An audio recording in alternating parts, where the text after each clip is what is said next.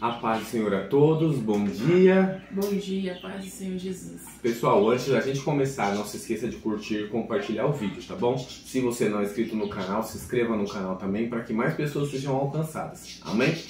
Hoje a gente está em João 17, 18 e 19, certo? Então leia aí junto com a gente, tá bom?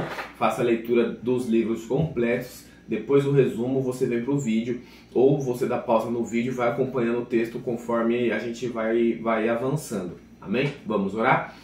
Senhor, meu Deus e meu Pai, te agradecemos mais uma vez poder estar meditando na Tua Palavra, Senhor, em nome do Senhor Jesus. Pedimos que guarde Sua Palavra nas tábuas do nosso coração, Senhor, para que a gente venha andar sobre a Tua Palavra, sobre a Tua verdade todos os dias das nossas vidas, Senhor, em nome do Senhor Jesus, Pai.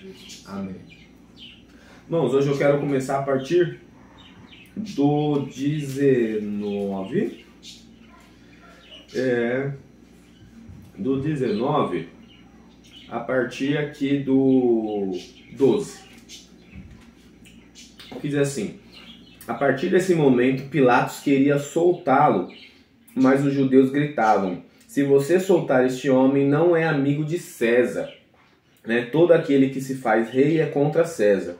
Quando Pilatos ouviu essas palavras, trouxe Jesus para fora e sentou-se no tribunal, no lugar chamado Pavimento, em hebraico, Gabatá. E era a preparação da Páscoa, por volta do meio-dia. E Pilatos disse aos judeus: eis aqui o rei de vocês. Eles, porém, clamavam: fora, fora, o crucifiquem. Então Pilatos perguntou: devo crucificar o rei de vocês? Então os principais sacerdotes responderam: não temos rei senão César. Então Pilatos entregou Jesus para ser crucificado e eles o levaram. Aqui, o que eu quero deixar bem claro é que Pilatos ele não era contra Jesus, né? Roma no seu todo não era contra Jesus, né? Porque Roma na verdade nunca quis ser devastadora como os medos persas, nunca quis ser devastadora como a Babilônia, né? Aqui atrás, lá no João 4, a gente, no João 4 mesmo, lá a partir do 46, vai dizer que um oficial do rei foi até Jesus para que seu filho fosse curado, né? Então ele creu também, né? O oficial do rei ali era de Herodes, mesmo rei que depois acaba matando João Batista. Que lá a gente também vê o mesmo cenário. Herodes ele gostava de João Batista. Quem quis matar João Batista foi a mulher de Herodes. Mas isso por quê? Porque também aqui Pilatos ele precisa, antes de chegar a César, ele precisa se reportar a Herodes. E lá Herodes ele tem uma história já com os judeus, porque a mãe de Herodes, né, Herodes tinha um pai romano, mas a mãe de Herodes era de Samaria. Então ele já teve ali uma participação com um treinamento ali, uma convivência, né, com o povo de Deus. E ali o oficial leva o seu filho para ser curado. Automaticamente no meio deles já devia se falar sobre isso. Porque quem não gosta de milagres tem que ser muito tonto para não gostar de milagres, né? Não precisa ser muito inteligente. Está sendo bom para eles, não está sendo ruim para eles, né? Quem não gosta de algo bom, né? E aqui, nesse texto aqui que Jesus é condenado, eles fazem algo exatamente ao contrário do que Daniel faz na Babilônia. Olha que contraste, né? Daniel estava de frente com... Como é que era o nome do rei da Babilônia? Nabucodonosor, certo? Daniel estava de frente com ele. E Daniel orava 3 vezes ao dia. Algum invejoso foi lá e falou: ó, rei, vamos fazer um estatuto aqui que ninguém pode adorar outro rei a não ser você. Certo? Ninguém pode adorar. Aí ele vai lá e faz o estatuto, Daniel é pego orando. Adorando outro que não seja Nabucodonosor. O que acontece com isso? Daniel, a quem era admirado por Nabucodonosor gostava de Daniel, acabou sendo... Não era Daniel ali. Não era Daniel, não era Nabucodonosor. Ou era? Me peguei agora. Era Nabucodonosor?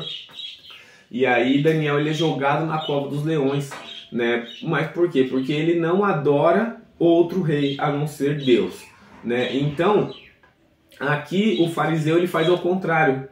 Ele fala, não temos outro rei senão César. Então ele se curva para César. Né? Aqui a posição deles, apesar de cativos por Roma, né? Roma dominava as cidades ali, dominava a Judéia, eles se dobram para César. Eles deviam ter falado, não, a gente é resistente. A gente é contra, não vai se dobrar. Você quer dominar aí com os guerreiros, você domina, mas a gente não vai se curvar para você, né? Como foi Daniel, como foi Sadraque, Mesaque e Abednego, né? Como os profetas, né? Então, aqui era essa a obrigação deles, mas não, eles não fizeram. Por quê? Por inveja. Não é que eles não gostavam dos milagres, né? Alguns deles até queriam pular de lado, mas não iam. Né, mais para trás aqui a gente vai ver que José de Arimateia, aquele que era discípulo de Jesus, mas não visivelmente, ele ainda era enrustido, porque ele tinha medo dos judeus, né? E Nicodemos também, que ia se encontrar com Jesus à noite para que ninguém visse. Então eles viam os milagres, eles até gostavam dos milagres, mas eles queriam o poder. E aí que mora um grande perigo, né? Só que aí o próprio Pilatos fala para eles, eu não vi crime nele, eu não vi nada de errado nele. Então aí ele pergunta, vocês querem mesmo crucificar ele? Vai e ele crucifica vocês. Aí eles falam, não, a gente não pode crucificar, nossa lei não permite. Por quê? Porque eles queriam matar Jesus, né? E para matar Jesus ali, eles iam se contaminar, porque era Páscoa, eles não podiam simplesmente apedrejar Jesus, porque eles não tinham uma confirmação concreta de que ele realmente estava blasfemando, porque ele fazia sinais e maravilhas, né? Então eles não podiam cometer esse ato, e Roma podia o que queria, né? Então, quando eles falam para Pilatos, crucificam, tipo, nós lavamos as nossas mãos, mas mata você. E aí Jesus fala para ele, você tem a autoridade daquele que me enviou. E eis a questão, a Bíblia fala que a gente tem que honrar as autoridades, né? E ele tinha autoridade para isso. Que errado ou não errado, ele era o governador dali, ele podia fazer isso, né? Os outros não podiam. Então, aí Jesus condena, o errado não é você, o errado é quem me entregou para você. Olha que forte. Por quê? Porque eles sim mentiram, conspiraram para pegar Jesus. Isso que é o crime aí, né? O crime não foi quem executou, mas quem. Tanto que depois aqui na frente Pilatos escreve na plaquinha em cima da cruz, Jesus de Nazaré, Jesus Nazareno, o rei dos judeus, né? Tá em abreviado lá, tá em INRI, né? Em cima da cruz a gente vê essa inscrição escrita como INRI, Jesus Nazareno, rei dos judeus. E aí eles dizem, não, ele escreve assim, ele diz que ele é o nosso rei. Ele falou, não, o que eu escrevi. Justamente porque ele tinha autoridade para crer naquilo, que ele era realmente o rei dos judeus. Ele creu, né? E ele creu, né? Porque senão ele não teria falado daquela forma para Jesus, nem para os próprios fariseus, né? Então, apesar de que se não fosse a escritura, ele poderia, né, ter falado assim, não, vem aqui vocês que estão blasfemando, eu vou pegar vocês aqui, deixa o rei dos judeus aí. Né? Ele acreditou tanto em Jesus que no 8 diz que ele ficou amedrontado quando disseram que Jesus era o Filho de Deus. Então ele temeu mais a Deus e a Jesus do que os próprios judeus, do que os próprios sacerdotes. Exatamente. Que deveriam estar fazendo esse papel, quem fez foi Pilatos. Sim, tanto que Roma em momento nenhum se opôs, né, nem ao cristianismo, nem depois à religião, né? Eles meio que torceram um pouco as coisas, por isso que eles chamam Pedro de o primeiro Papa, né? E a igreja romana é a primeira igreja instituída, né? A primeira igreja instituída é a igreja de Roma, que até hoje o Papa fica lá, né? Por conta disso. Roma nunca quis destruir nada disso, ele só queria controlar tudo. O poder deles era esse, que quero controlar tudo. Aí eles adaptaram a religião pro lado deles e falaram assim, então aqui tá o Papa e aqui a gente controla tudo.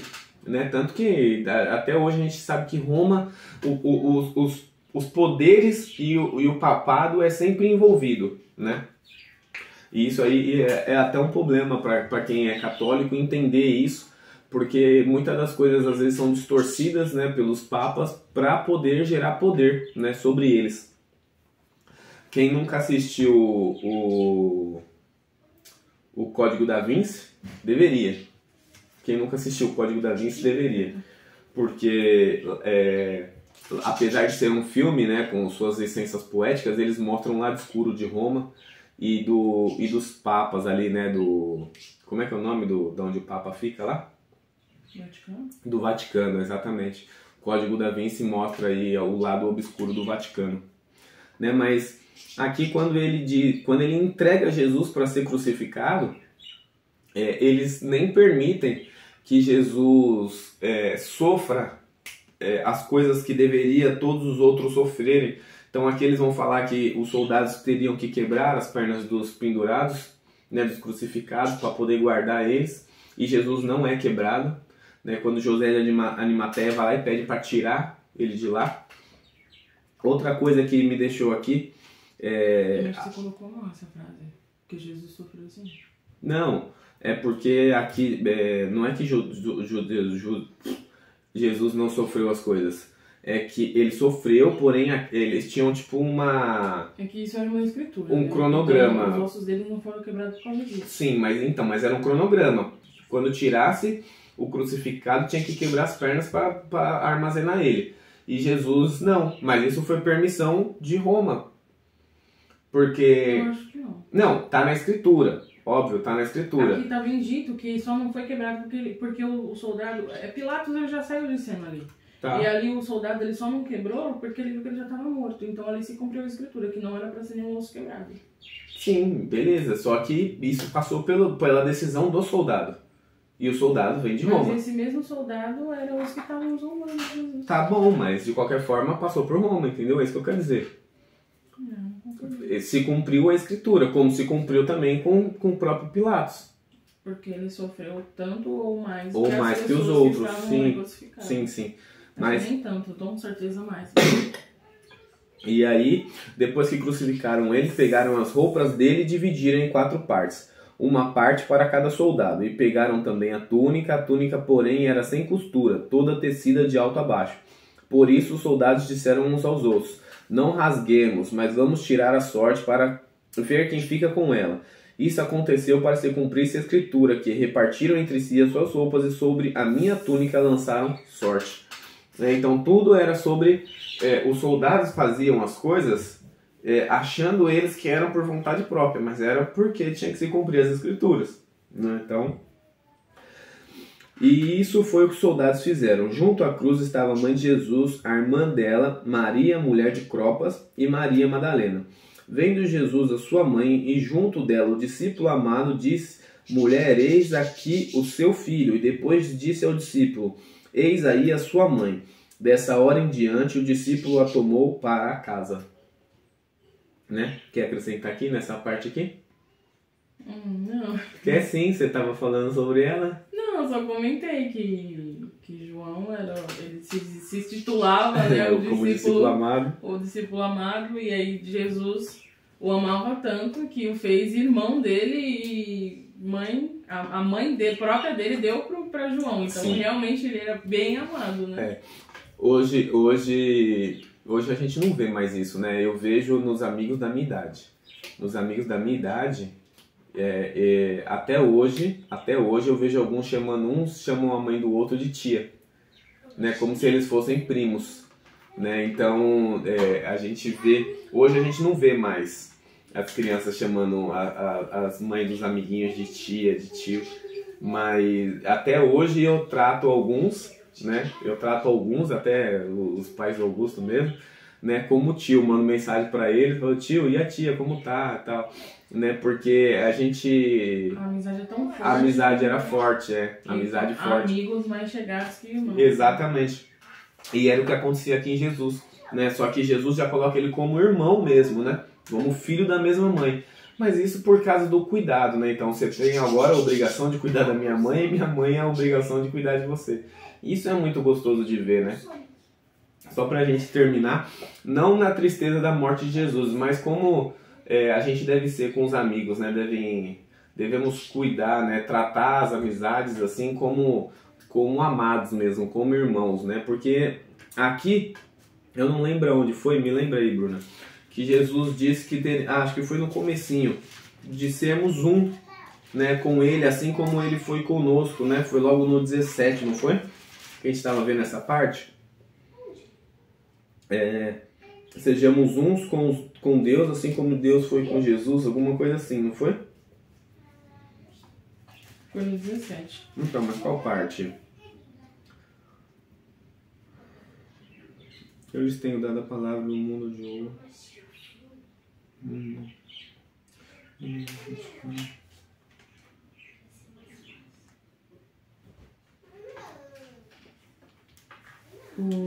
Aqui, ó. 21. A fim de que todos sejam um, e como tu, ó Pai, está em mim e eu em ti, também eles estejam em nós, para que o mundo creia que tu me enviaste, e eu lhes transmiti a glória que me deste, para que sejam um, como nós somos, e eu neles e tu em mim, a fim de que sejam aperfeiçoados na unidade, para que o mundo conheça que tu me enviaste e o amaste, como também o amaste a mim.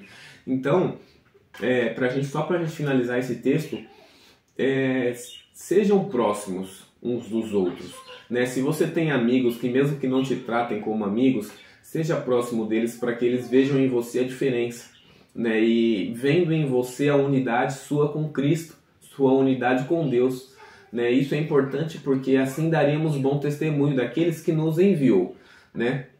Aqui nesse mesmo texto, vocês vão ler aí, vocês vão entender que no 17 vai falar que Deus nos escolheu desde o começo do mundo, né? Então, só diz que Deus é bom quem está no Espírito, né? A palavra diz isso, Jesus diz isso, que só quem está no Espírito consegue dizer que Deus é bom, né? Então Jesus nos escolheu, Deus nos escolheu desde antes de nascermos, desde os ventres das nossas mães, para nós sermos um com Ele e Ele um com nós. Mas mesmo assim temos que ser uns com os outros, porque senão não estaríamos nele. Se a gente não consegue amar quem a gente vê, como é que a gente ama quem a gente não vê?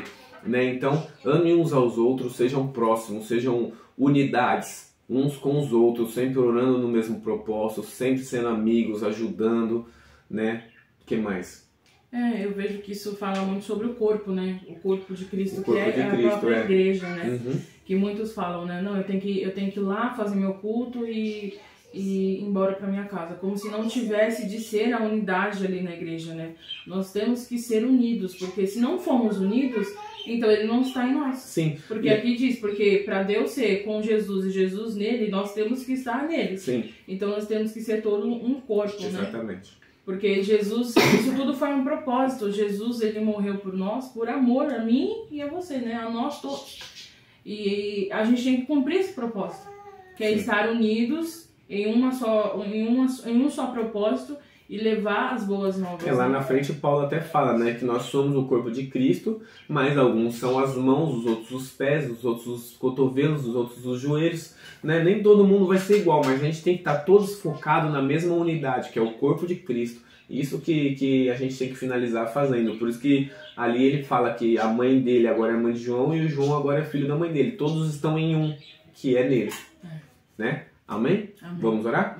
Senhor, meu Deus, meu Pai, mais uma vez te agradecemos. O Senhor está meditando na Tua Palavra. Senhor, em nome do Senhor Jesus, guarda, nos ajuda a guardar a Tua Palavra sobre os nossos corações. Pai, em nome do Senhor Jesus. Amém.